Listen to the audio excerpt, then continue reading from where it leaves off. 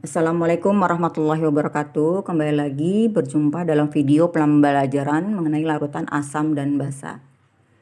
Kali ini kita akan membahas mengenai teori asam dan basa. Ada 3 teori yang akan kita pelajari. Yang pertama, teori asam basa menurut Arrhenius, kemudian teori asam basa menurut Bronsted-Lowry, dan teori asam basa menurut Lewis. Ya, silakan kalian simak baik-baik bagaimana perbedaan di antara 3 teori ini mengenai asam dan basa. Teori yang pertama, teori asam basa menurut Arrhenius. Arrhenius berpendapat bahwa dalam air, larutan asam dan basa akan mengalami penguraian menjadi ion-ionnya. Asam merupakan zat yang di dalam air dapat melepaskan ion hidrogen atau ion H positif, ya. Sedangkan basa merupakan zat yang di dalam air dapat melepaskan ion hidroksida. Mari kita saksikan bagaimana proses terbentuknya atau terlepasnya ion H positif pada asam dan ion OH- pada basa. Kita lihat contoh reaksi asam Arrhenius. Pertama, asam HNO3 asam nitrat terionisasi menjadi 1 ion H positif dan 1 ion NO3-. Nah, kalian perhatikan asam nitrat HNO3 melepaskan 1 ion H positif. Berarti HNO3 atau asam nitrat merupakan valensi asam 1 atau mempunyai valensi asam 1. Contoh yang kedua, asam sulfat H2SO4 terionisasi menjadi H positif plus SO4 2-. Ingat, muatan harus sama, SO4 2-. H positifnya masih 1, berarti tinggal ditambahkan koefisien 2.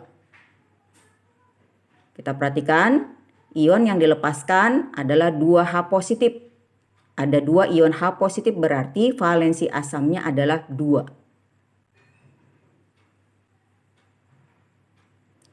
Kemudian kita lihat untuk basa Arrhenius. Contoh yang pertama, basa natrium hidroksida NaOH terionisasi menjadi 1 ion Na positif plus 1 ion OH-. Muatannya sudah sama. Nah, yang dihasilkan 1 ion OH- berarti termasuk basa yang bervalensi 1. Nah, contoh yang kedua, basa CaOH 2 kali kalsium hidroksida terionisasi menjadi 1 ion Ca2 positif plus 2 OH-. Harus dikalikan 2 karena OH- bermuatan -1. Jadi biar sama harus dikalikan 2. Nah, karena ion OH-nya terdiri dari 2 ion OH-, maka termasuk valensi basa 2 atau basa yang bervalensi 2.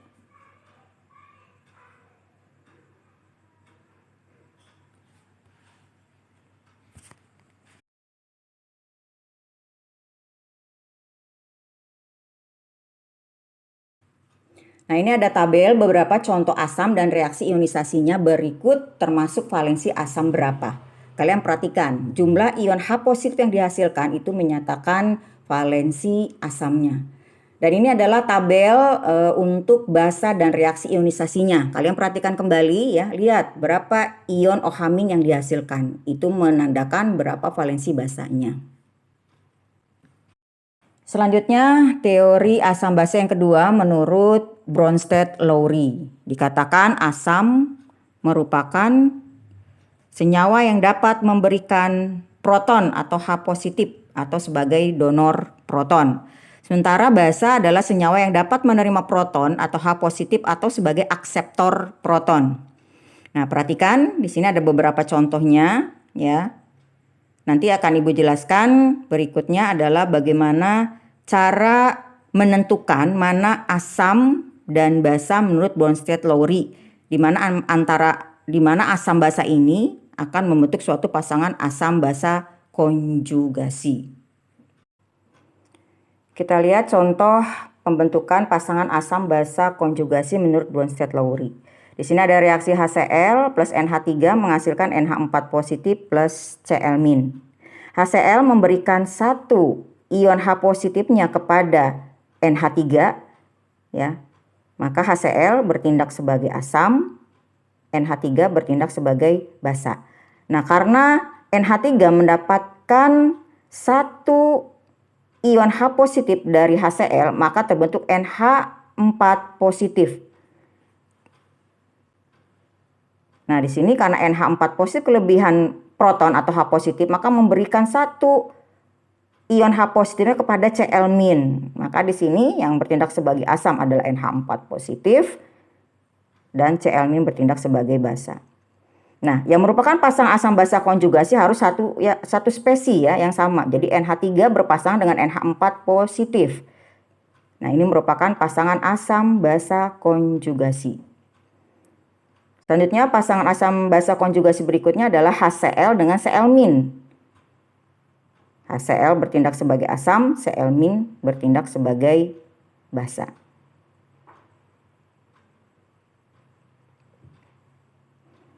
Merupakan pasangan asam basa konjugasi.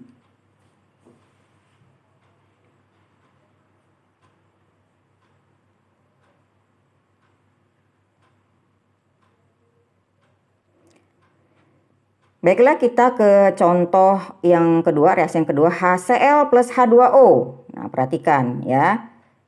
Ternyata di sebelahnya terbentuk H3O positif. Oh, berarti HCl memberikan satu proton atau ion H positifnya kepada H2O.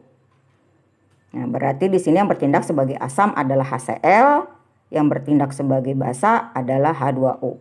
Nah, H3O positif, kelebihan proton memberikan satu ion H positifnya kepada Cl-. Maka yang bertindak sebagai asam adalah H3O positif dan Cl- sebagai basa. Nah, pasangan asam basa konjugasi harus yang satu spesi, berarti H2O berpasangan dengan H3O positif. Merupakan pasangan asam basa konjugasi.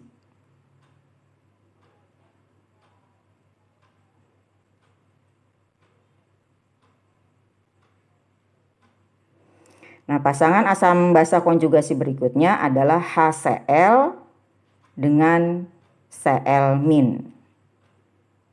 HCl sebagai asam, Cl- sebagai basanya. Di pasangan asam basa konjugasi.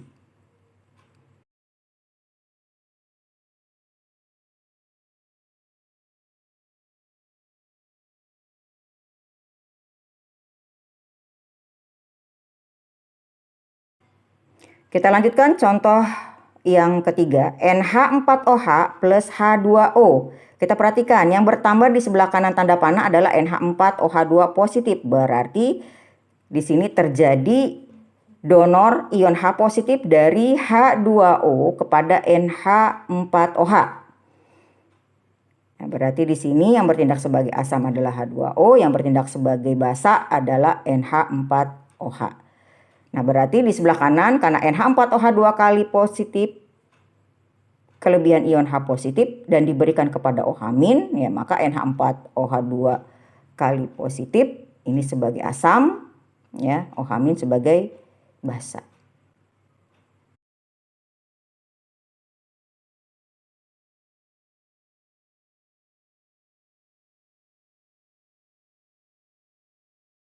Nah, pasangan asam basa konjugasinya yang mana? Lihat, pokoknya spesinya harus sama. Berarti NH4OH berpasangan dengan NH4OH 2 positif. Merupakan pasangan asam basa konjugasi. Nah, selanjutnya pasangan asam konjugasi adalah H2O dengan OH-.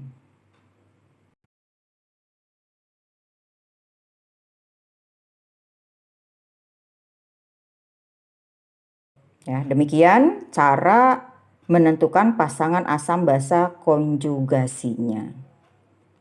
Mudah-mudahan kalian memahaminya.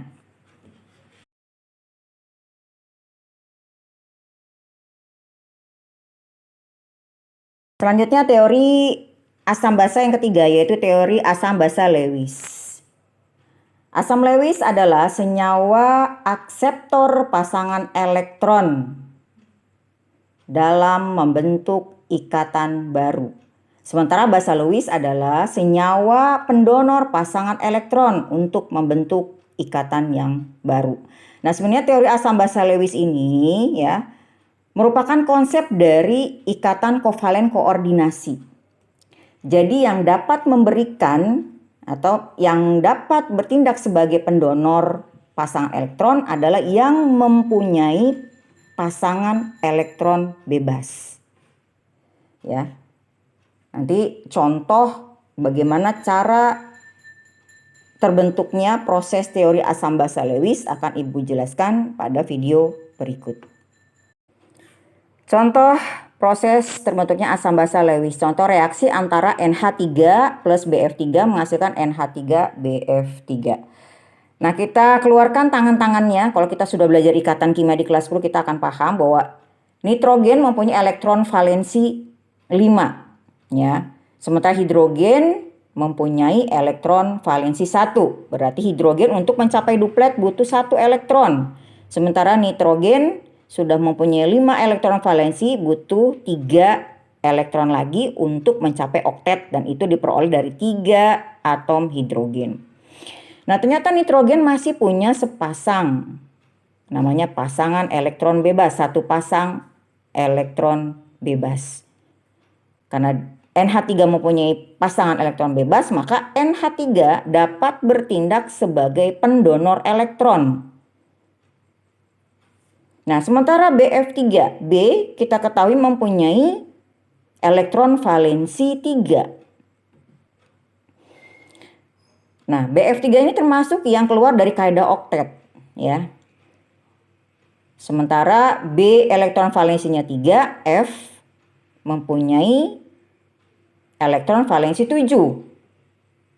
Hanya butuh 1 elektron saja masing-masing F untuk mencapai oktet. Sementara B elektron valensinya 3 berikatan dengan 3 atom fluor F, hanya jadinya 6. Nah, supaya oktet berarti butuh 2. Nah, 2 elektron inilah yang didonorkan dari NH3.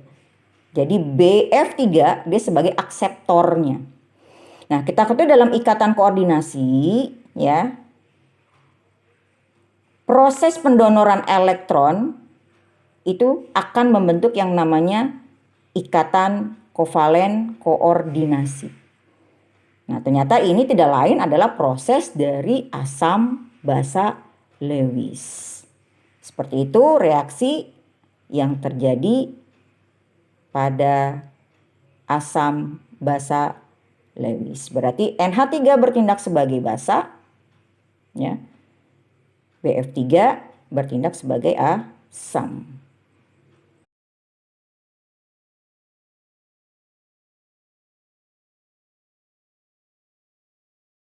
Demikian proses dari terbentuknya asam basa Lewis ya. Mudah-mudahan kalian bisa memahaminya.